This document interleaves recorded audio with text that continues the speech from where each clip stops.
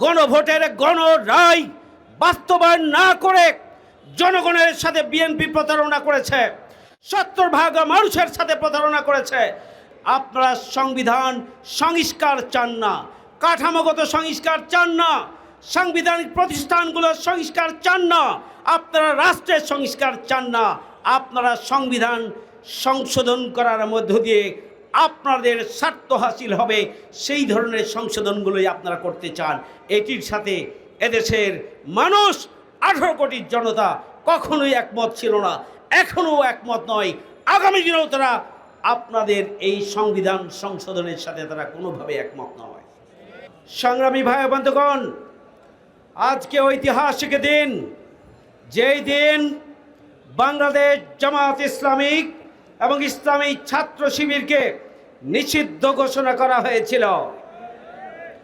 অগ্নিগর্ভ আন্দোলনকে নিয়ন্ত্রণের কৌশল হিসাবে জামাত শিবিরকে নিষিদ্ধ করে জামাত শিবিরের ওপরে ক্র্যাকডাউন পরিচালনা করে আন্দোলনকে ভিন্ন খাতে প্রবাহিত করার চক্রান্তের অংশ হিসাবে জামাত ইসলামীকে, ইসলামী ছাত্র শিবিরকে সেদিন নিষিদ্ধ করা হয়েছিল। রাষ্ট্রীয় শক্তিকে কাজে লাগিয়ে গুম, খুন, হত্যা, জুলুম, নির্যাতন, জেলখানা কোন আদর্শিক দলকে নিঃশেষ করতে পারে না। আমাদের 11 জন শীর্ষ নেতাকে হত্যা করা হয়েছে, 20,000-এর অধিক মিথ্যা মামলা দিয়ে আমাদের নেতাকর্মীদেরকে ঘর ছাড়া বাড়ি ছাড়া করা হয়েছে। লক্ষ লক্ষ নেতাকর্মী খোলা আকাশের নিচে মানবেতর জীবনযাপন করেছে বছরের পর বছর। লক্ষ লক্ষ নেতাকর্মী জেলখানায় মানবেতর জীবনযাপন করেছেন। বাংলাদেশ জামাত ইসলামীর শীর্ষ নেতৃবৃন্দের পরিবারের সদস্য সহ শত শত জামাত শিবিরের কর্মীদেরকে গুম করা হয়েছে, খুন করা হয়েছে। 5 শতাধিক নেতাকর্মীকে খুন করা হয়েছিল।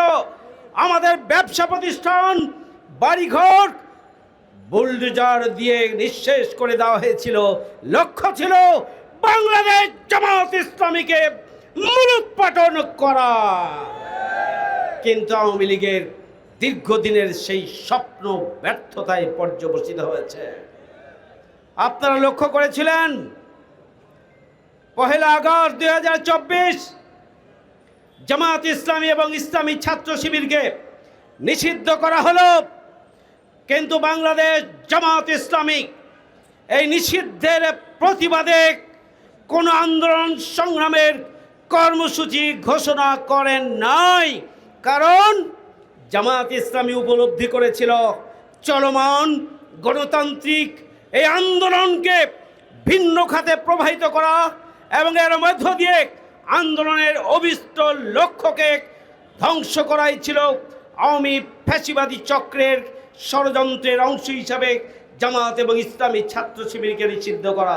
তার কারণে জামাত ইসলামী আলাদা কোনো কর্মসূচি দেয় নাই, বরং জামাত ইসলামী বাংলাদেশ সে অগ্নিগর্ভ চলমান আন্দোলনকে এগিয়ে নেওয়ার জন্য সর্বশক্তি নিয়োগ করে তারা রাজপথে ঝাঁপিয়ে পড়েছিল এবং তারই ধারাবাহিকতায় আল্লাহর মেহেরবানিতে 5 আগস্ট গণঅভ্যুত্থান সংগঠিত হয়ে যারা আমাদেরকে নিঃশেষ করতে চেয়েছিল, মূলোৎপাটন করতে চেয়েছিল, নির্মম করতে চেয়েছিল, তারাই 5 আগস্টের গণঅভ্যুত্থানের মাধ্যমে দেশ ছাড়তে বাধ্য হয়েছিল।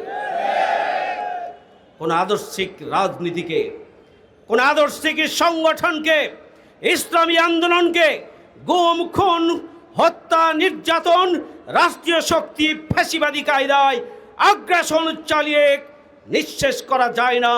জামাত ইসলামীর উপরে ক্র্যাকডাউন করার পরে 5 আগস্টের গণঅভ্যুত্থানে তাই প্রমাণিত হয়েছে। আজকে জাতীয় নির্বাচন 2026 সালের 12ই ফেব্রুয়ারি অনুষ্ঠিত হয়েছে। এই নির্বাচনের ফলাফল নিয়ে আমাদের বক্তব্য আছে। এরপরেও আমরা জাতির স্বার্থে গণতান্ত্রিক অভিযাত্রাকে এগিয়ে নেওয়ার জন্য, দেশের স্থিতিশীলতার জন্য, জনগণের অধিকার প্রতিষ্ঠার জন্য এই নির্বাচনকে আমাদের প্রশ্ন থাকার পরেও আমরা মেনে নিয়ে আমরা সংসদে গিয়েছি। আমরা সংসদে গিয়ে পরিষ্কার করে বলেছি, আমাদের সম্মানিত আমিরে জামাত বিরোধী দলের নেতার পক্ষ থেকে বলা হয়েছে, আপনারা দেশ এবং জাতির কল্যাণে ভূমিকা রাখবেন, আমরা সহযোগিতা করব। আর যদি দেশ এবং জাতির কল্যাণের বিরুদ্ধে আপনাদের অবস্থান হয়, তাহলে সংসদের ভিতরে এবং বাইরে আমরা আন্দোলনের কর্মসূচি নিয়ে জনগণের সাথে কাঁধে কাঁধ মিলিয়ে আমরা রাস্তায় থাকব, সংসদও আমরা ভূমিকা পালন করব। আমরা সেই কথা বলেছিলাম। আপনারা লক্ষ্য করেছেন, গণঅভ্যুত্থানের পরে সবচেয়ে বড় সুবিধাভোগী দল হচ্ছে বিএনপি। সবচেয়ে বড় সুবিধাভোগী দল হওয়ার পরেও 12ই ফেব্রুয়ারির নির্বাচনের পরে জাতীয় সংসদের শপথ তারা গ্রহণ করেছেন, কিন্তু সংবিধান সংস্কার পরিষদের শপথ তারা গ্রহণ করেননি। সূচনা থেকেই জনগণের অধিকার, জনগণের মতামত, গণতান্ত্রিক চর্চা এবং জুলাই গণঅভ্যুত্থানের যে চেতনা, রাষ্ট্র সংস্কার এবং সংবিধান সংস্কারের মাধ্যমে নতুন বাংলাদেশ প্রতিষ্ঠার যে লক্ষ্য, সেই লক্ষ্যে প্রথম দিনই কুঠারাঘাত করে বিএনপির পক্ষ থেকে তারা শপথ গ্রহণ করেন নাই। এখন 70% জনগণের গণভোটের গণরায় বাস্তবায়ন না করে জনগণের সাথে বিএনপি প্রতারণা করেছে, 70% মানুষের সাথে প্রতারণা করেছে। জুলাইয়ের শহীদ পরিবার, জুলাই যোদ্ধা, জুলাইয়ের শহীদ এবং 18 কোটি মানুষ যারা নতুন বাংলাদেশের জন্য লড়াই করেছিল, বৈষম্যহীন বাংলাদেশের জন্য লড়াই করেছিল, অধিকার প্রতিষ্ঠার জন্য লড়াই করেছিল, জনগণের আকাঙ্ক্ষাকে বাস্তবে পরিণত করার জন্য লড়াই করেছিল, একটি নতুন বাংলাদেশ প্রতিষ্ঠার জন্য যারা জীবন দিয়েছিল, ত্যাগ এবং কোরবানির নজরানা দিয়েছিল, তাদের আকাঙ্ক্ষার উপরে কুঠারাঘাত করার মধ্য দিয়ে বিএনপি এখন সংস্কার করতে চায় না, তারা সংশোধন করতে চায়। সংবিধান সংশোধনের জন্য তারা একটি কমিটি গঠন করেছেন। সংবিধানের দায়িত্ব হচ্ছে নতুন নতুন আইন প্রণয়ন করা আর সংবিধান সংশোধন করা, এটা জাতীয় সংসদের একটি রেগুলার কাজ। কিন্তু জনগণকে প্রতারিত করার জন্য সরকারি দল সংসদে সংবিধান সংসদের বিশেষ কমিটি নামে, আগে কমিটি ছিল, পরবর্তীতে এটিকে আইনানুগ করার জন্য বিশেষ কমিটি নামে তারা একটি কমিটি গঠন করে। এই কমিটিতে বাংলাদেশ জামাত ইসলামী সহ বিরোধী দলের সংসদ সদস্যদেরকে অন্তর্ভুক্ত হওয়ার জন্য আহ্বান জানিয়েছিলেন। আমরা পরিষ্কার করে বলেছি, আমরা সংবিধান সংশোধনের কোন কমিটিতে আমরা যেতে চাই না। অবিলম্বে সংবিধান সংস্কার করার জন্য গণভোটের গণরায় বাস্তবায়ন করা হোক। আপনারা গত পরশুদিন মাননীয় আইনমন্ত্রীর বক্তব্য শুনেছেন। তিনি বলেছেন, জুলাই সনদ বাস্তবায়নকে সামনে রেখে আমরা সংবিধান সংস্কার করব। এটি হচ্ছে আর একটি নতুন প্রতারণা জনগণের সাথে। জুলাই সনদে আপনারা নোট অফ ডিসেন্ট যেগুলো দিয়ে রেখেছেন, এইগুলো হচ্ছে, এই নোট অফ ডিসেন্ট দেয়াগুলো আপনারা বাস্তবায়ন করতে চান না। তার মানে হচ্ছে আপনারা সংবিধান সংস্কার চান না, কাঠামোগত সংস্কার চান না, সাংবিধানিক প্রতিষ্ঠানগুলোর সংস্কার চান না, আপনারা রাষ্ট্রের সংস্কার চান না।